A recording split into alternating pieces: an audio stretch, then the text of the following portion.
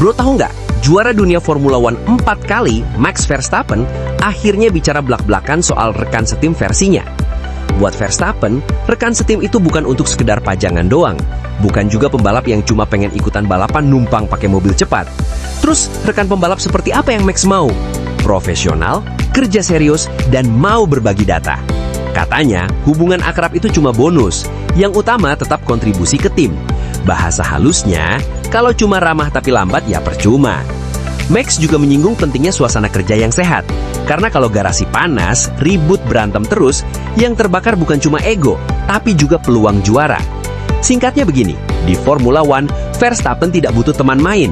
Dia butuh rekan setim yang tidak jadi beban, tapi juga membantu membangun tim. Pedas? Ya memang begitu dunia F1. Kalau cuma mau ikutan tenar, mendingan jadi selebgram aja ya nggak bro? Bagaimana pendapat kalian? Komen di kolom komentar ya bro.